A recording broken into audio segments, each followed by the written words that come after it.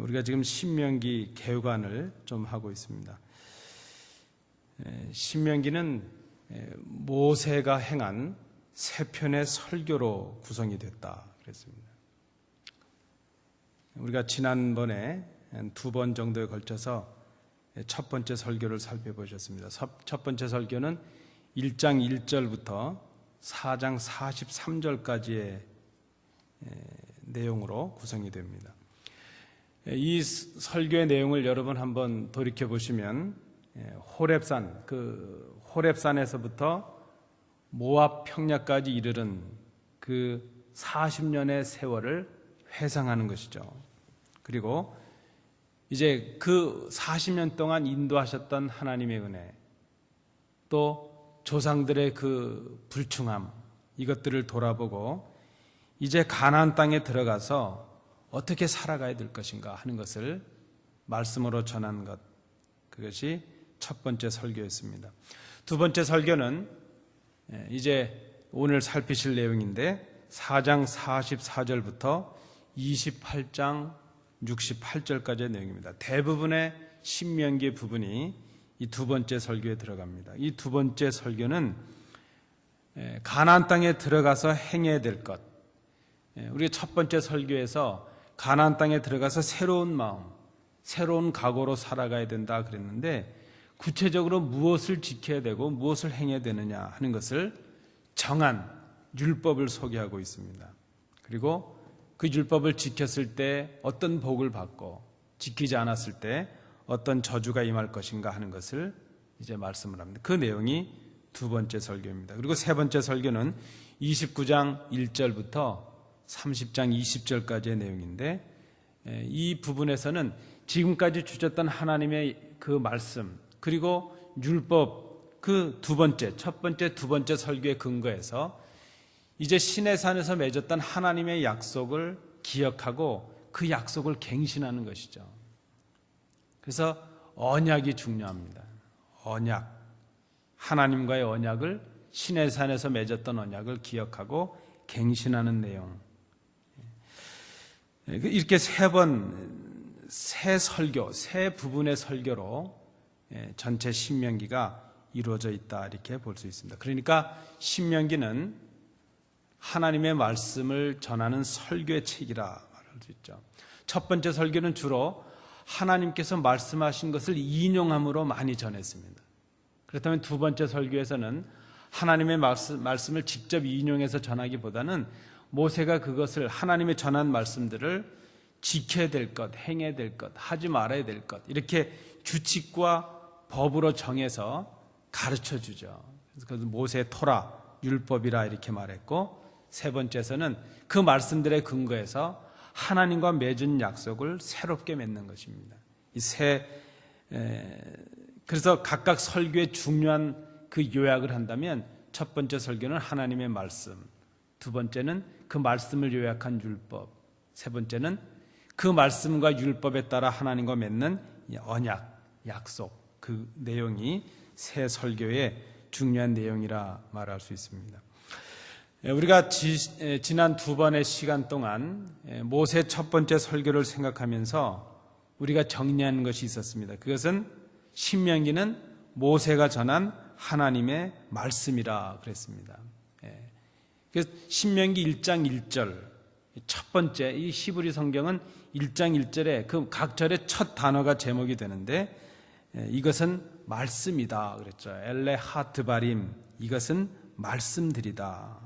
말씀드린 대로 이제 이 첫 번째 설교에서의 이 내용은 이제 출애굽의 마지막 사람인 모세가 가나안 땅에 들어가서 살아가야 될 그 새로운 세대, 신세대인 이스라엘 백성들을 향해서 너희들이 이제 가나안 땅에 들어가게 되면 이제 너희 조상들이 행했던 이 모든 것들을 다 뒤로 하고 새롭게 살아가야 된다. 너희들이 살 때 지켜야 될 삶의 정신이 어떠하고 삶의 도리가 무엇이냐? 그것은 하나님의 말씀을 기억하고 그 말씀대로 사는 것이다 하는 것을 권면했습니다. 그래서 이 첫 번째 설교에서는 하나님의 말씀을 많이 인용하고 하나님께서 하신 말씀을 많이 전했죠. 그 내용이 첫 번째 설교였습니다. 오늘 우리가 두 번째 설교를 상고하시는데요.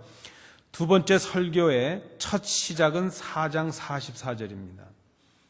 근데 우리 성경에 보면 풀어서 이렇게 번역이 되어 있지만 히브리 성경으로 보면 첫 번째 나타나는 단어가 저렇게 생겨 있습니다. 그 내용은 이것은 율법이다 이렇게 됩니다. 그것을 읽어드리면 부첫 하토라라는 말입니다.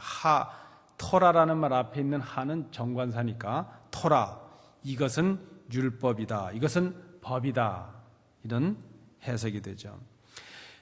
그 내용이 무엇인가 하면 이 첫 번째 제목, 첫 번째 두 단어를 보면 28장까지 이어질 내용이 무엇이다 하는 것을 우리가 알 수 있다는 것이죠. 이제 가나안 땅에 들어가서 살아야 될 백성들이 그 첫 번째 설교에서 준 것처럼 말씀에 근거한 삶의 정신과 삶의 도리를 가지고 살아야 되는데, 하나님의 말씀대로 살아야 되는데, 하나님의 말씀에 순종하는 삶을 살아야 되는데, 뭘 순종하고 어떻게 살아가야 되는가? 막연하지 않습니까? 하나님 말씀 순종하라. 그런데 어떤 말씀을 순종해야 되고 무엇을 기억해야 되는가? 모세가 그 백성들을 위해서 이제 너희들이 가나안 땅에 들어가서 살 때에 기억해야 될 하나님의 말씀이 이것이고 순종해야 될 내용들이 이런 것들이다 하는 것을 그 사람들, 그 백성들에게 맞게 정리해 준 것, 요약해 준 것, 그것을 토라 이렇게 말합니다. 율법이라는 것이죠. 그 규칙과 규례를 정해서 가르쳐 준 내용이 바로 두 번째 설교의 부분입니다. 다시 정리해드리면 모세가 자신이 받았던 하나님의 말씀, 백성들에게 전했던 그 하나님의 말씀을 토라라는 이름으로, 율법, 법이라는 이름으로 정리해서 해야 될 것, 해서는 안 되는 것, 가져야 되는 것, 버려야 될 것, 이런 것들을 정리해서 백성들에게 선포해 준 가르침, 그 내용이 두 번째 설교라는 것입니다. 그 내용이 4장 44절부터 28장 68절까지 이어집니다. 두 번째 설교 부분이 신명기 전체의 핵심이라 말할 수 있습니다.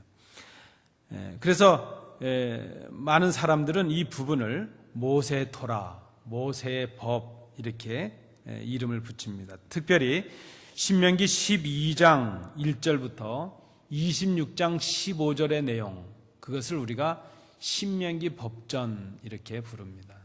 우리 목사님 비춰주셨는데 오늘 우리가 상고하는 내용 4장 44절부터 49절이 두 번째 설교의 서론에 해당이 되고요. 본론은 5장 1장, 특별히 5장은 우리가 다음에 살피실 텐데 출애굽기 20장과 비유되는 신명기의 부분입니다. 전체 서론이라 할 수 있죠.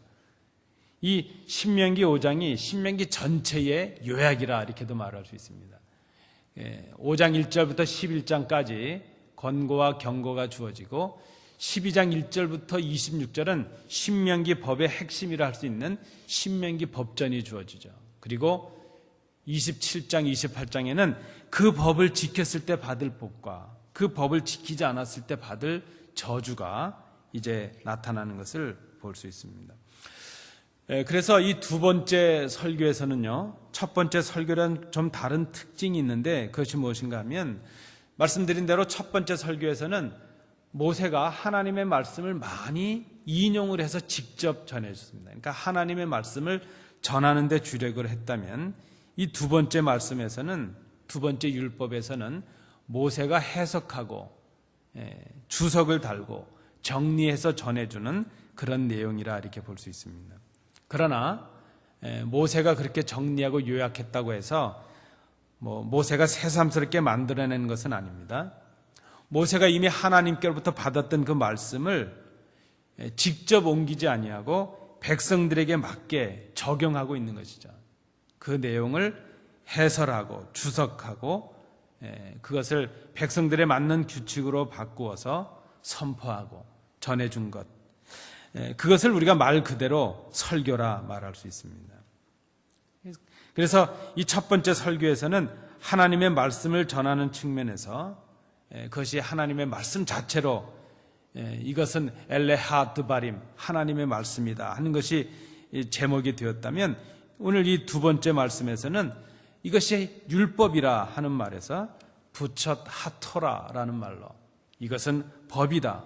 하나님의 말씀에 근거한 우리가 지켜야 될 삶의 규칙이다 하는 면에서 율법이라는 단어로 토라라는 말로 번역하고 있는 것을 볼 수 있습니다.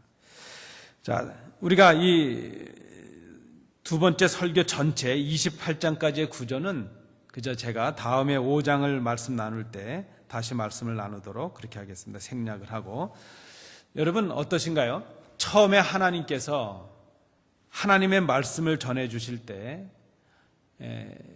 의 자체이신 하나님이 사람들 앞에 서시면 사람들은 죽임을 당했습니다. 그래서 하나님은 특별히 당신이 택하신 한 사람, 그 백성 중에 선택한 사람에게 말씀하시고 그의 입을 통해서 하나님의 말씀을 전하게 하셨습니다. 그리고 그 말씀이 이제 당신이 선택한 그 사람을 통해서 또 재해석돼서 전해지게 하십니다. 우리가 신약에서도 보면 예수님께서 오셔서 말씀을 전하셨죠. 그리고 특별히 복음서는 그 예수님의 말씀을 많은 부분 그대로 담아서 그 말씀을 전하는 데 노력을 합니다.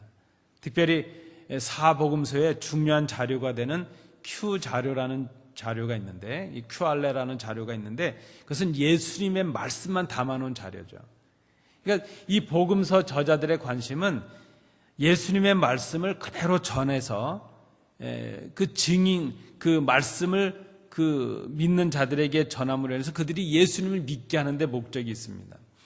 근데 이에 반해서 사도 바울이나 혹은 사도들의 서신, 이 공동 서신 같은 데 보면 그들이 이미 받았던 말씀을 자기들의 삶의 상황 속에서 재해석하고 해설을 해서 그 당시에 그 말씀을 들어야 되는 사람들에게 전해주는 것을 볼 수 있습니다. 설교라고 말할 수 있는 것이죠. 그러니까 우리 기록된 이 하나님의 말씀도 하나님의 말씀이지만 이 말씀을 해석해서 전해주는 것, 우리가 전도하거나 혹은 설교할 때 이 말씀을 우리가 간직하고 그 말씀을 우리의 입으로 해석해서 전해주는 것, 그것도 하나님의 말씀으로 선포가 될 수 있다는 것입니다. 여러분, 이 시대 말씀의 사건이 어떻게 일어나겠습니까? 만약에 우리가 전해주는 사람들이 없다면, 그저 이 기록된 말씀만 가지고 우리가 하나님의 말씀으로 읽고 들어야 된다면 이 말씀을 정확하게 이해하기가 어렵습니다. 이 2000년 전에 쓰여졌던 신약만 해도 그 당시의 상황과 문화를 우리가 알 수 없기 때문에 이 시대 말씀으로 이해한다는 게 참 어렵습니다. 더군다나 구약 같은 말씀은 그 당시의 문화와 배경을 이해하지 않고서는 이 말씀을 전적으로 이해하기가 어렵습니다. 그러니까 이 말씀을 이제 받고 공부하고 해설해서 전해주는 사람들이 필요하죠. 말씀의 사건이 그렇게 이루어질 수 있다는 것입니다. 오늘 이 시대에 우리가 예수님을 직접 만나지 않아도 예수님을 만나는 말씀의 사건, 만남의 사건이 일어날 수가 있는데 어떻게 일어나는가 하면 말씀을 통해서 일어나는 것이죠. 우리가 이 말씀을 읽을 때에, 이 말씀을 기억하고 그 말씀대로 살아갈 때에, 이 말씀을 해설해서 전해주는 설교의 말씀을 들을 때에 우리에게 말씀의 사건이 일어나게 되고 그 말씀을 통해서 우리가 살아계신 예수 그리스도를 만나는 복음의 역사, 말씀의 역사가 일어날 수 있다는 것입니다. 말씀이 해석되고 선포되는 것, 해설해서 선포하는 것, 그것이 하나님의 말씀의 사건일 수 있다는 것입니다. 오늘은 우리가 이 두 번째 설교의 서론 부분을 살펴보시는데요. 4장 44절부터 49절입니다. 이 내용에서 우리가 보실 것은 이 말씀을 누가 전했냐 하는 것이죠. 누구에게 전했느냐, 어떤 내용을 전하려고 하느냐, 그리고 언제 어디서 전했느냐 하는 것이 이 서론 부분에서 나타납니다. 44절 말씀은 서론의 제목으로 주어집니다. 이것이 율법이다 하는 것이죠. 이것이 법이다. 내가 지금 전하는 이 내용이 너희가 장차 가나안 땅에 들어가서 살 때에 삶의 기준으로 직접 지키고 행해야 될 삶의 규칙이요 법이다 하는 것을 말씀합니다. 이것이 토라이다 말씀하죠. 그래서 오늘 44절 말씀해 보시면 모세가 이스라엘 자손에게 선포한 율법 이렇게 선언하고 있습니다. 우리는 율법 그러면 시내산에서 하나님이 주신 율법만 생각하죠. 그러나 그 율법을 해석해서 시내산에서 모세가 받았던 그 십계명의 말씀을 이제 해석을 해서 그 후대에 지금 가나안 땅에 들어가서 살아가야 될 신세대인 이스라엘 백성들에게 선포해주고 있는 내용, 이 내용도 모세의 율법, 모세의 토라 이렇게 지금 말하고 있습니다. 모세가 전하는 그 설교의 내용은 그래서 시내산에서 전해주신 하나님의 계명의 풀이, 해설, 적용이라 말할 수 있습니다. 이 율법도 모세가 새로 만들어낸 것이 아니죠. 이미 하나님께로부터 받은 것입니다. 그리고 그 계명과 함께 하나님께서 주셨던 그 모든 말씀들을 모세가 기억하고 그 백성들에게 지금 전해주고 있는 것이죠. 선포해주고 있습니다. 그런 의미에서 신명기는 하나님이 전해주신 말씀이요, 모세가 전한 말씀이요, 모세가 전한 율법이요, 모세의 토라요, 이렇게 말할 수 있죠. 신명기가 우리에게 말씀하려고 하는 것, 지금 이 말씀을 통해서 우리에게 주시려고 하는 것은 전혀 새로운 것이 아니라는 것입니다. 모세가 지금 이 모압 평야에서 이스라엘 백성들에게 가르치고자 하는 것은 새로운 것이 아닙니다. 조상들이 이미 받았지만 지키지 못해서 광야에서 죽어가고 말았는데 그 전철을 밟지 말라는 것입니다. 이스라엘 백성이 그 조상들이 이미 하나님과 언약을 맺었는데 그 언약을 이행하지 못해서 출애굽했던 첫 세대가 다 광야에서 죽고 말았습니다. 이제 가나안 땅에 들어가서 살아가야 될 새로운 세대를 향해서 너희들은 그 조상들의 전철을 밟지 말라 하는 것이죠. 하나님께서 이미 주셨던 그 말씀을 기억하고 다시 행하라, 다시 깨달을 수 있도록 다시 주시는 말씀, 다시 기억나게 하는 말씀, 해설해서 가르쳐주는 말씀, 그것이 바로 신명기입니다. 그런 의미에서 보면 이 시대 설교, 우리가 하는 성경 공부, 구역 모임에서 하는 성경 공부, 이 모든 공부나 말씀을 전하는 설교는 하나님의 말씀으로 받아들일 수 있어야 될 것입니다. 그래서 신학자 중에 바르트라는 신학자는 하나님의 말씀에 이중적인 의미가 있다는 것이죠. 기록된 하나님의 말씀이 있고 선포된 하나님의 말씀이 있고 또 거기에다 하나를 더 개인적인 소견으로 덧붙인다면 우리가 말씀을 듣고 읽음으로 인해서 우리 속에 솟아나는 영감의 말씀, 우리의 영을 울리는 말씀, 간직되는 말씀, 그 모든 것들이 다 하나님의 말씀이라 말할 수 있습니다. 여러분, 우리가 말씀을 대하는데요, 새로운 것이 아닙니다. 이미 주신 것입니다. 기록된 말씀을 해석해서 주는 말씀도 하나님의 말씀입니다. 우리가 간직해야 될 것은 새로운 것이 없어서가 아니죠. 우리가 믿음이 부족한 것은 우리가 좀 더 성숙하지 못한 것은 새로운 복음을 듣지 못해서가 아닙니다. 어나더 복음은 더 위험한 것이죠. 이미 기록된, 이미 주신 말씀이 완성된 계시이죠. 이 완성된 계시, 주신 하나님의 말씀을 우리의 삶 속에서 기억하고 실천할 수 있는 것, 그렇게 하도록 선포하고 격려하고 권고하는 것, 그렇게 지킬 수 있도록 규칙으로 만들고 법도로 만들어주는 것, 그것이 바로 이 시대에 우리에게 주시는 하나님의 말씀이라 말할 수 있습니다. 45절 말씀을 보시면 45절은 그 44절의 말씀을 좀 더 설명하고 있습니다. 그 토라, 그 율법이 무엇이냐? 그 율법, 그 토라는 모세가 증언한 규례와 법도라 하는 것입니다. 이 증언하다 하는 이 말은 확정된 이런 뜻입니다. 확정된, 확정되다 혹은 입증하다 하는 말이죠. 여러분, 하나님의 말씀은 선포하는 것입니다. 하나님의 말씀은 설득하는 것이 아닙니다. 제가 한국에서 교회를 섬길 때 제가 섬기던 교회에는 전도학교라는 모임이 있었습니다. 일주일에 모여서 오전에 기도하고 전도하는 훈련을 하고 식사를 나누고 오후는 이제 오후 내내 각 조별로 흩어져서 전철역이건 버스 스탑이건 공원이건 가정들을 방문하건 해서 전도를 하죠. 그 전도대들이 그룹이 돼서 나갑니다. 그런데 그 전도대들을 훈련시킬 때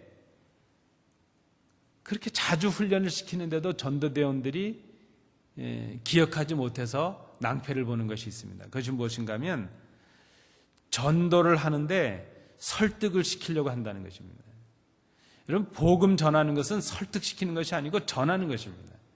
그저 예수 믿고 구원 얻으라는 것을 전하는 거죠. 예수를 전하는 것이고 복음을 전하는 것인데, 간혹 그 대원들 중에 보면 복음을 전하지 않냐고 설득을 하려는 분이 있습니다.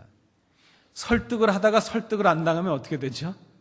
논쟁을 하고 싸우는 겁니다. 그래서 그 전도대원들을 이제 파송하고 이렇게 다니다 보면 도움이 필요하거나 전도 책자가 필요하면 저희들이 또 그 지역을 갖다 주는데, 이렇게 가다 보면 가게방에 들어가서 가게방 주인하고 싸우는 거예요, 전도대원이. 그러면서 나오면서 이제 말려서 이렇게 나오면 그분이 하는 말이, 아니 내가 지금 나쁜 거 하자는 것도 아니고 예수 믿고 구원받으라는데 그걸 가지고 따지고 그런다고 막 싸우는 거죠. 여러분, 복음은 설득하는 것이 아닙니다. 복음은 전하는 것입니다. 복음은 선포하는 것이죠. 그래서 오늘 이 말씀에 증언한, 모세가 증언한, 이 말은 모세가 확증한, 모세를 통해 확증된 이런 표현의 의미라 말할 수 있습니다. 모세가 전한 이 말씀은 지금 이스라엘 백성들을 달래거나 설득하기 위한 말씀이 아니라 변경 불가능한 하나님의 말씀, 정해진 하나님의 말씀을 전해준 것이라는 것이죠.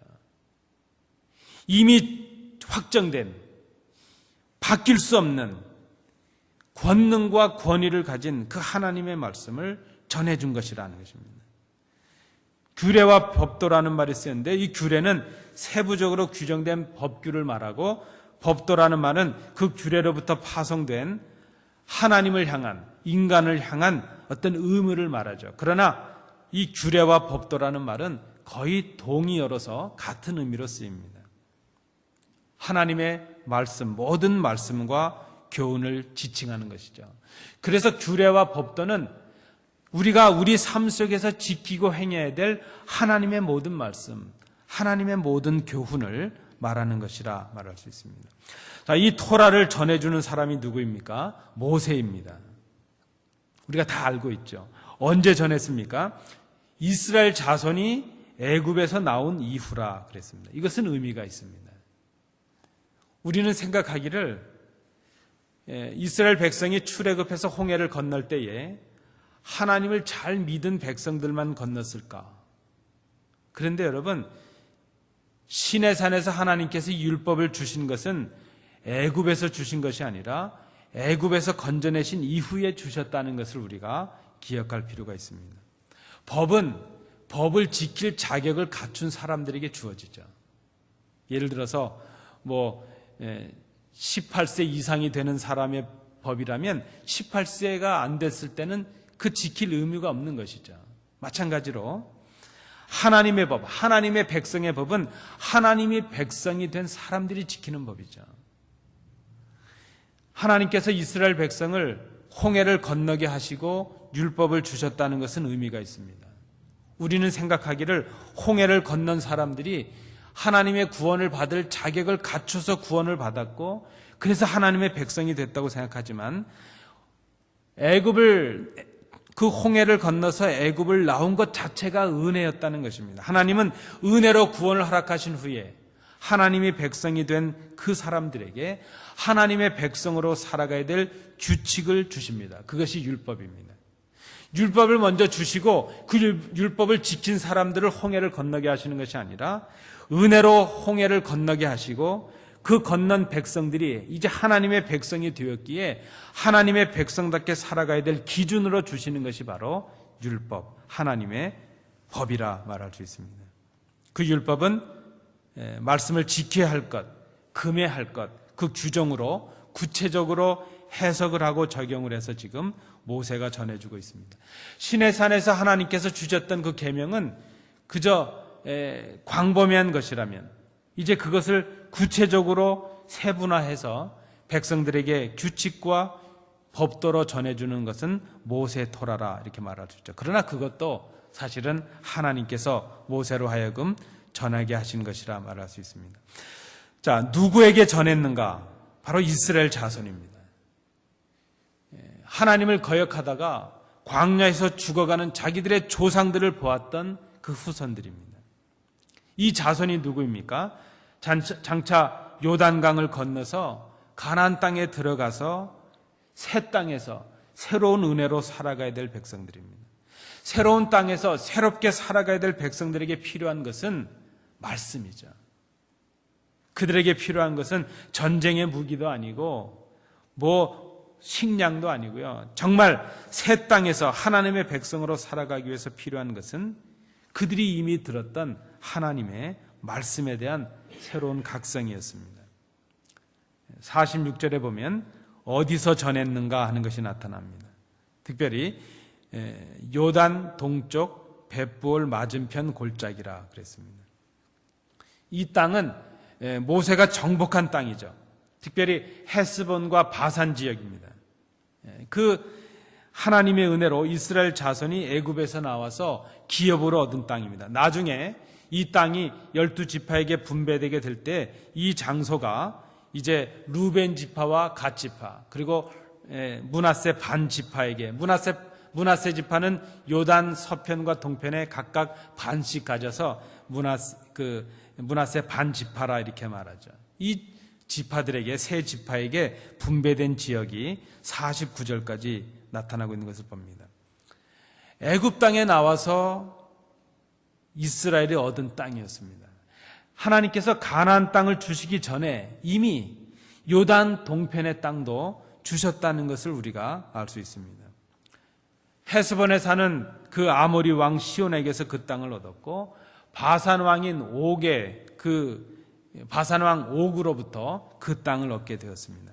그 땅의 지경이 어땠는가 하면 아르논 골짜기 아로엘에서부터 시온산 곧 헤르몬 산까지 그 아라바라서 그 동쪽에 비스가 기슭 아래 아라바 바다까지 이르렀다 그랬습니다. 그 땅의 광활함을 지금 말씀하고 있죠. 우리가 여기서 어떤 그 성서 지리적인 것을 공부하자는 것은 아닙니다. 지금 모세가 이 말씀을 전하고 있는 이 땅이 어떤 땅인가 하는 것을 의미를 찾는 것이 중요합니다. 지금 이스라엘 백성은 새로운 모험을 해야 되는 것이죠. 미지의 땅을 향해 가려고 합니다. 요단강을 건너려고 합니다. 지금 가나안 땅을 앞두고 있는데 그 땅은 쉽게 얻어지는 것이 아닙니다. 이들이 이미 가데스 바나에서 그 가나안 땅을 정탐하지 않았습니까? 10명의 정탐꾼들이 그 땅에 갔다가는 우리가 다 멸살할 것이다, 죽을 것이다, 그렇게 두려워하는 땅입니다. 지금 이 이스라엘 후손들이 그 가나안 땅을 향해 들어가야 되는데 그 땅을 앞두고 지금 모세가 이미 하나님께서 주신 요단 동평의 이 땅 속에서 이 말씀을 증거하고 있다는 것이죠. 이제 그 새로운 땅에 모세는 함께하지 못할 것입니다. 그러나 지금 이 땅이 어떤 의미가 있습니까? 지금까지도 하나님께서 얻게 하신 이 땅에 그들이 있다는 것입니다. 지금 그들이 모여서 말씀을 듣고 있는 이 모압 평야 이 땅이 바로 출애굽했던 이스라엘 백성에게 기업으로 주셨던 하나님의 은혜의 땅이었다는 것입니다. 지금 불편하지만 이들이 누리고 있는 모든 것들이 하나님의 은혜였다는 것을 기억하라는 것입니다. 지금까지도 하나님이 인도하셨다면 이제 이 요단강을 건너서 너희들이 받아야 될 그 땅은 이미 하나님께서 약속으로 주셨던 땅이 아니었는가, 그것을 기억하라는 것이죠. 지금까지 함께 하신 하나님께서 특별히 약속으로 주신 그 가나안 땅에 함께 하시지 않을 것인가, 그 하나님의 말씀을 기억해 지키는 그 자체가 얼마나 중요한가 하는 것을 지금 모세가 강조하고 있습니다. 너희들이 그 땅을 얻는 길은 하나님의 약속을 기억하고 그 말씀을 기억하고 행하는 것이다 하는 것을 말씀하고 있습니다. 지금까지 함께 하신 하나님께서 하나님의 말씀을 기억해 지키는 너희들에게 하나님이 그 땅을 기업으로 주실 것이다, 그 땅까지 함께 하실 것이다, 약속하신 땅을 함께 주시지 않겠느냐. 우리가 기억하지도 않았던, 원하지도 않았던, 상상도 못했던 이 땅도 지금 하나님께서 주셔서 누리고 있는 것이 아니냐.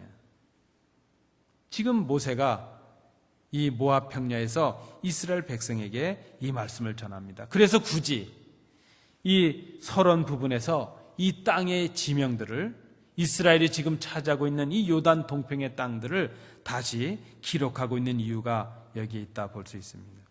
그렇게 하나님께서 인도하시고 그 땅을 기업으로 주시는 분임을 기억하라는 것입니다.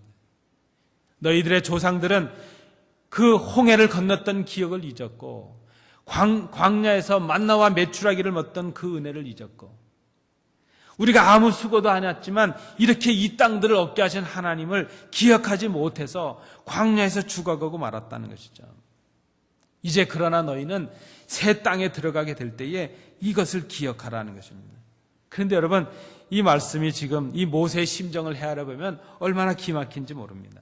모세가 지금 요단 동편에 이 벳볼 맞은편 골짜기에서 이 말씀을 전하고 있는데 바로 이곳이 이 모압 광야 평야 이곳이 모세의 무덤이 되는 것입니다. 모세는 그곳에서 이 말씀을 마치고 이 땅에 묻히게 되는 것이죠. 모세는 지금 자기가 죽어질 그 땅에서 새 땅을 향해 나아가는 이스라엘 백성들에게 하나님의 말씀을 해설해서 전하고 있습니다. 마치 십자가의 죽음을 앞두시고 당신이 하나님께 가심으로 제자들에게 새로운 보혜사가 임하시고 그들에게 새로운 구원의 역사와 평화의 역사와 기쁨의 역사가 시작될 것을 말씀하시는 주님과도 같이 모세가 자기가 묻힐 그 땅에서 새 땅을 향해 나가는 그 백성들에게 지금 하나님의 말씀을 전해주고 있다는 것입니다.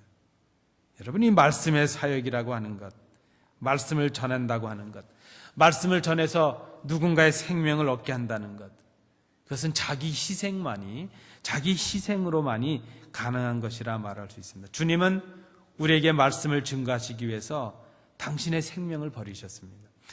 주님 이후의 모든 사도들이 그 말씀을 증거하기 위해서 자기의 생명을 버렸습니다. 주님은 그것을 새 계명으로 주셨습니다. 서로 사랑하라 하셨습니다. 결국 사랑한다는 것은 하나님의 말씀을 순종하는 것이요. 그 하나님의 말씀의 순종은 결국 자기를 희생함으로 누군가의 생명을 얻게 하는, 자신을 하늘의 밀알처럼 죽이고 심는 역사가 말씀의 역사라 말할 수 있습니다. 우리도 누군가의 구원과 생명을 위해서 오늘 우리가 먼저 하나님의 말씀을 간직하고 그 말씀을 우리의 언어로, 삶의 언어로 해석하고 요약하고 주석해서 그 말씀을 증언할 수 있는 하나의 밀알들이 될 수 있어야 될 것입니다. 말씀을 위해서 희생하는 우리의 사역이 필요합니다. 우리가 그저 이런 봉사 저런 봉사 다 중요하지만 가장 귀한 사랑의 실천은 말씀을 전하는 실천이죠. 모세가 그랬던 것처럼, 우리 주님이 그랬던 것처럼 말씀의 증언을 통해서 주님을 만나는 말씀의 사건을 일으키는 것, 이것이 이 시대에 필요한 복음의 역사라 말할 수 있습니다. 누가 이 역사를 감당할 수 있습니까? 하나님의 말씀을 간직한 사람이 가능하죠. 하나님의 말씀을 받은 사람이 가능하죠. 우리가 날마다 말씀을 읽고 이 말씀을 위해서 기도하고 이 말씀을 깨닫기 위해서 애쓰고 수고해야 될 이유가 바로 여기에 있습니다. 이 말씀을 깨닫는 자만이 그 말씀을 바로 전할 수가 있기 때문이죠. 이 말씀의 증언자, 말씀을 해설해서 전해줄 수 있는, 우리 삶의 말씀의 법을 만들어갈 수 있는 그런 모세와도 같은 말씀의 사역자들이 우리 성도님들이 되실 수 있길 바랍니다. 그런 말씀의 역사, 말씀의 증언들 가운데 말씀의 사건이 일어나고 생명의 역사가 일어나고 교회 부흥의 역사가 일어납니다. 이 시대에 교회 부흥이 어려워졌다면 그 무엇보다도 말씀의 단절, 말씀의 사건의 중단에서 우리가 그 이유를 찾아야 될 것입니다. 오늘 이 말씀을 기억하시면서 모세처럼, 우리 주님처럼, 또 그 많은 사도들처럼 복음의 증언자들로 살아가는 우리 복된 성도들 되실 수 있길 바랍니다. 이 시간 우리 합심해서 기도하실 때에 아버지여, 우리도 모세처럼, 주님처럼, 말씀의 증언자들처럼 말씀을 간직하고 그 말씀으로 우리의 삶의 기준을 삼아 증거할 수 있는 말씀의 증언자들, 말씀의 역사와 말씀의 사건, 예수님의 만남의 사건을 일으키는 말씀의 증언자들이 되게 하옵소서. 이 시간 우리 합심해서 함께 기도하시겠습니다. 은혜로우신 아버지 하나님, 오늘 이 저녁에 피곤한 몸을 이끌고 주의 전에 오르게 하심을 감사합니다. 우리가 이 시간 나와서 함께 찬양하고 또 함께 기도하고 함께 주의 말씀을 상고할 수 있도록 인도해 주심을 감사합니다. 우리가 신명기의 말씀을 개관하고 있습니다. 이 말씀은 모세가 증거한 하나님의 말씀이요 모세가 해설한 하나님의 말씀임을 깨닫습니다.